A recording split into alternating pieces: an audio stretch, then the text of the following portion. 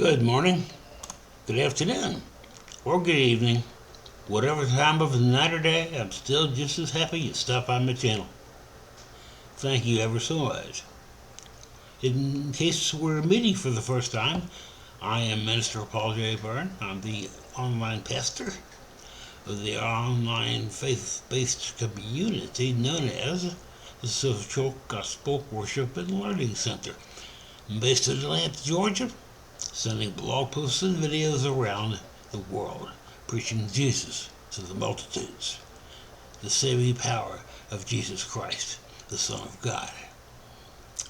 That's what we talk about here, first and foremost. You'll also hear some criticism from time to time of organized religion.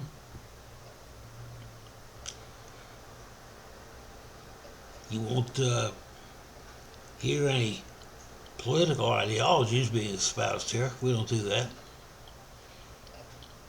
No religion, no denominations, none of that.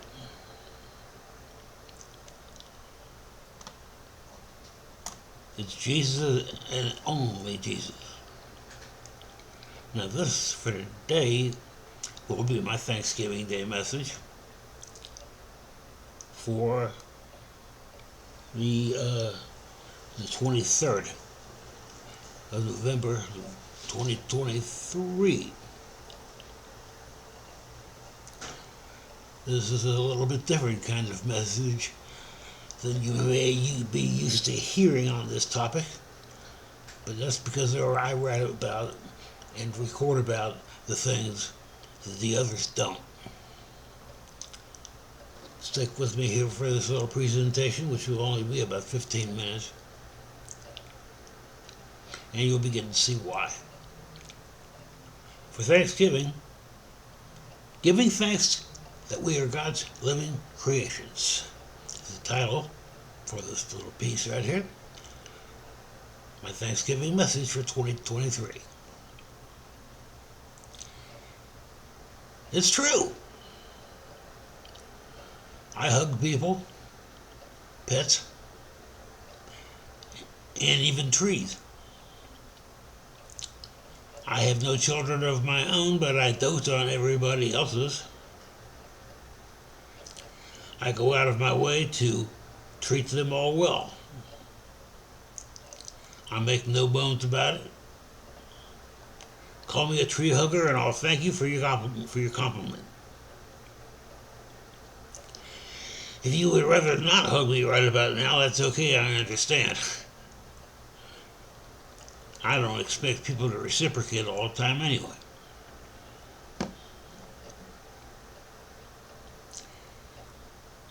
Let's talk about God's magnificent creations here for half a minute. I once tried to hug a tree out in California that was alive during the time of Christ. I couldn't resist. I had to get next to such an ancient life. To walk among that grove of redwoods was to walk in the hush of a cathedral. Only one far more ancient and more holy than any man-made church.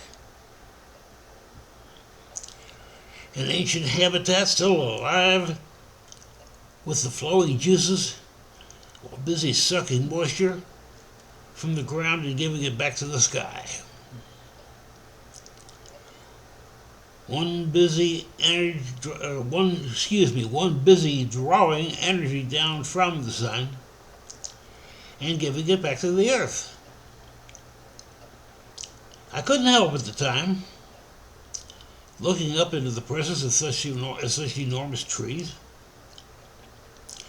If God creates living trees of such magnificence as these, how much more will He do for those who ask Him for His help? Feeling thankful, then, for our marvelous planet Earth, that's your next subtitle here. But California isn't my home. Atlanta is. While Georgia may not be California, we also have trees that are worthy of hugging. If you've ever hiked to the North Georgia mountains, which are the foothills of the Smoky Mountains, there are ancient and gigantic pine, poplar, and magnolia trees. Although much younger than California's redwoods that I mentioned a minute ago.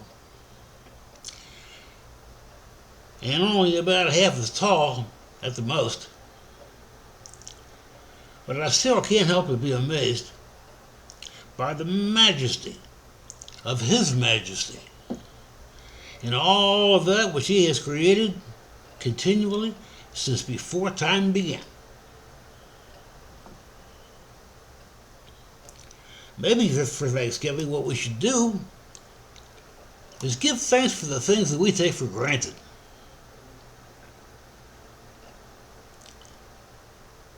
Some of you have probably hugged trees, admit it or not. When you were a child, you hugged lots of trees if you were a climber. You may have used trees as home during games of hide and seek. On the other hand, I've been known to wrap both arms around a scruffy old oak and utter thanks and blessings for what it's meant to the scenery and the air and the critters of this garden spot of the universe. It's a way of giving thanks, and giving thanks is the key to happiness and balance in our lives. Too many people see the holidays as a time to swap gifts around and see how much they can get. Far too many more people are having the leanest and most depressing Thanksgiving they have ever had this year. That is a social injustice every day or any day of the year. It may be impossible to write anything more true than this about happiness, and so let's say it again. I will tell you once more, giving happiness is the key to happiness. Now, let me run that by you again. Giving thanks is the key to happiness. Giving thanks. It's a way of affirming life, of choosing hope over despair, and faith over cynicism.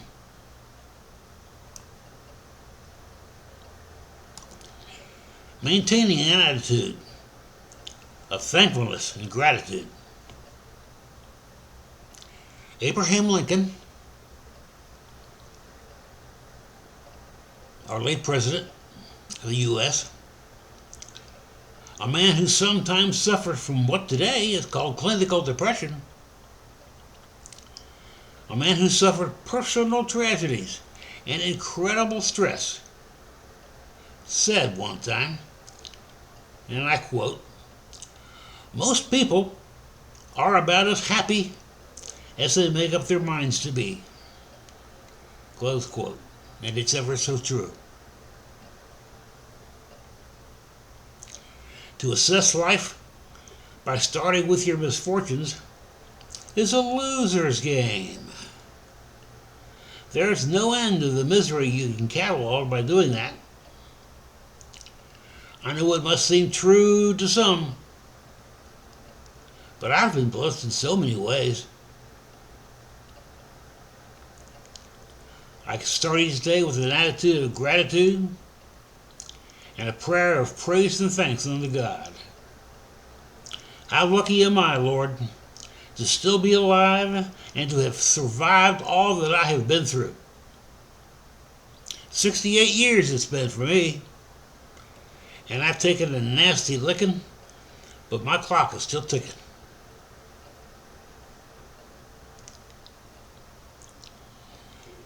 The steep odds against our existence is still another very basic thing that we can be thankful for. Let me get into this a little bit for a minute or two.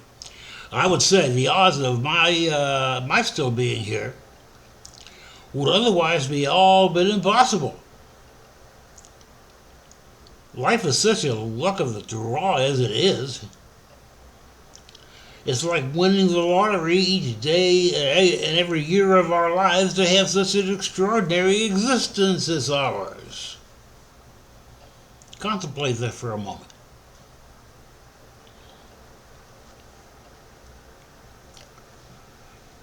If a million different ancestors, over thousands or millions of years, hadn't done exactly as they did most every other day of their lives, and partook of the blessings and the curses of life in just the right order, down to feeling romantic or lusty in the right moments, well, then I wouldn't be here now.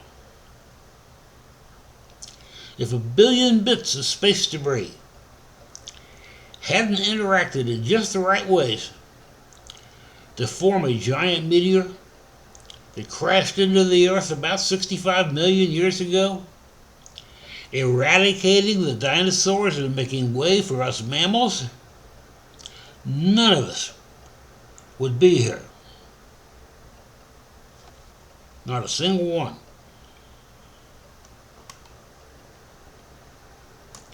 Being thankful that life on Earth is no coincidence is yet another thing we could be thankful for this Thanksgiving. If the Big Bang, as they call it, Genesis, the book of Genesis in the Bible calls it, let there be light in Genesis chapter 1 and verse 3. There's your evidence, biblical evidence of the Big Bang. Okay? Moving right along. If the Big Bang had occurred with just a fraction of 1% more velocity, the planets and stars could not have been formed. Anything less than that velocity, even as little as a part of a percent, less velocity and the whole universe would have collapsed back onto itself. And we wouldn't be here. If seawater were a little saltier, if the Earth weren't tilted on its axis just so, and if the sun were a few miles further off or closer in, or if gravity were a few degrees stronger or weaker, we wouldn't exist. All of these so-called coincidences don't scratch the surface of things that had to go just right to make our lives possible. We are incredibly blessed to be alive from the moment of our birth until the instant of our death. That's the real truth about Thanksgiving. The authentic Thanksgiving. The miracle of life, then, is being thankful for it, including ourselves. All of those trees that I wrote about, exhaling oxygen and inhaling the poisonous carbon dioxide from our own breath, we exist in a relationship that to us is at once symbolic of the fragile web of life and a crucial part of it. That fantastic web of life is a feature of this awesome universe we have inhabited for the last 200,000 years or so. And so it is reason enough to thank God in this Thanksgiving and the Christmas and New Year seasons to coming up shortly. And while we're at it, every day of our lives.